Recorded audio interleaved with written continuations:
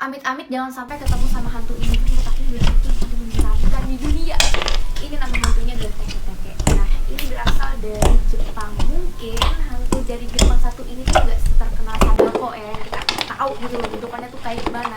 Tapi sebenarnya menurut aku si teke-teke ini jauh lebih aneh. Karena berdasarkan legenda dari Buddha, hantu teke-teke ini adalah bekas setengah badan yang dia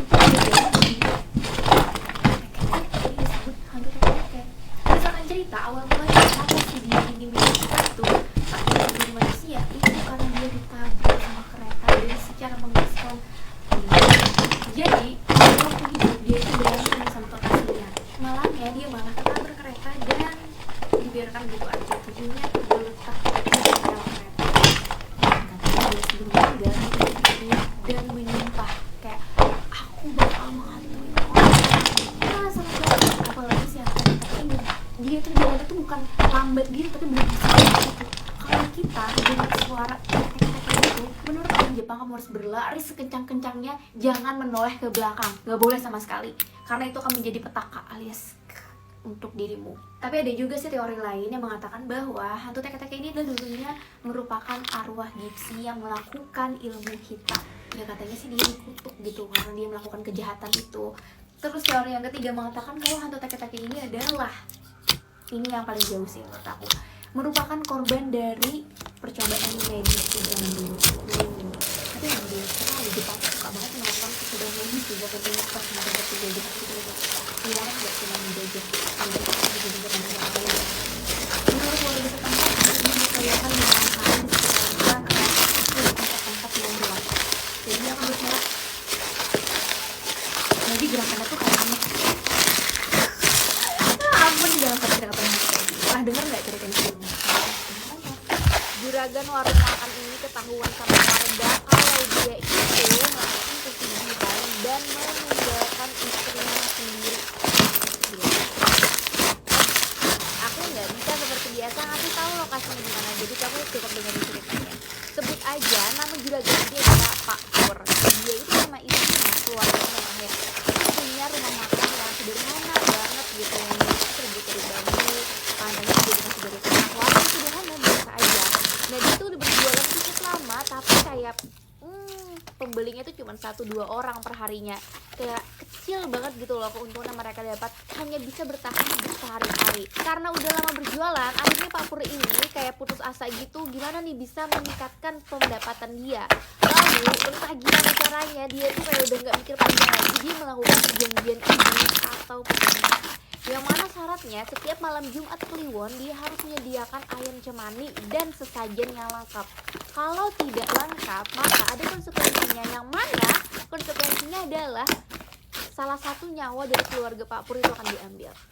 Akhirnya dia lakukan tuh dengan hati-hati ya, setiap malam Jumat Kliwon dia melakukan pesugihan itu. Setelah beberapa minggu mulai melakukan perjanjian iblis ini, rumah makan dia ini lagi wow ramai banget orang sampai antri. Pokoknya satu hari itu bisa menghabiskan 2 kuintal beras.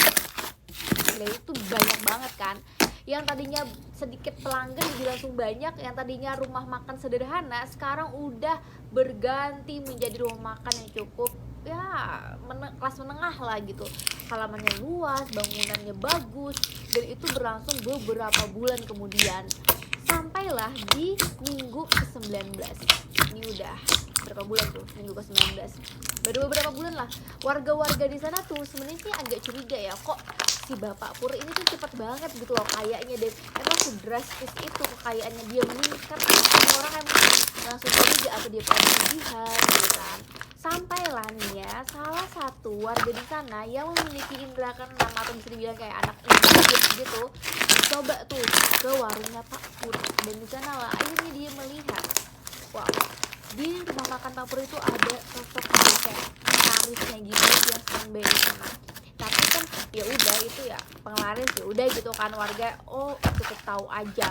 Padahal menurut warga juga itu biasa aja rasanya, kayak gimana, cuman kayak orang tuh tertarik banget gitu buat mampir ke sana buat beli lagi.